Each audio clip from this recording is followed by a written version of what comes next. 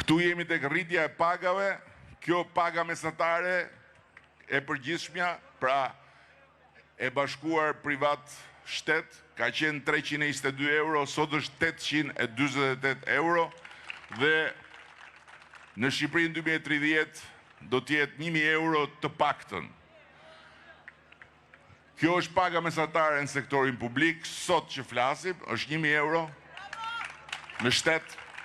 dhe do t'jetë 1200 euro në Shqipërinë 2030. Kryeministri Edi Rama ka vijuar sërish me propagandën e ekonomisë, ku pjesërisht edhe niveli i pagave. Dukshëm, kryeministri ka zgjedhur të manipulojë edhe shifrat e paraqitura që nuk tregojnë realitetin. Në tabelat e tij, kryeministri thekson se paga mesatare sot në vend është 848 euro, por kjo është manipulim pasi veti instanti i tij përllogarit pagën mesatare në 100 euro më pak nga sa thot kryeministri. Ndërsa rrit me 100 euro pagën mesatare sot, të kundërtën bën me pagën mesatare në 2013. Sipas tij, paga mesatare në vitin 2013 ishte 322 euro, ndërsa Instat edhe për këtë rast nxjerr se paga ishte gati 100 euro më e lartë nga sa tregon Rama në tredën e tij. Por për te mashtrimit me shifrat, të tjera të dhëna tregojnë situatën e rënduar të ardhurave të shqiptarëve për shkak të mosrritjes së mjaftueshme të pagave në këto 12 vite. Kjo pasi niveli i rritjes në 12 vite nuk është i njëjtë me ritmin e rritjes së inflacionit, çmimeve dhe rënies së euros, çka përkthehet në rritje minimale shifrash e me fuqi më të ulët blerëse, por jo vetëm krahasimi me vitet e shkuara që tregojnë se shqiptarët në vend të përmirësimit zhyten në varfëri,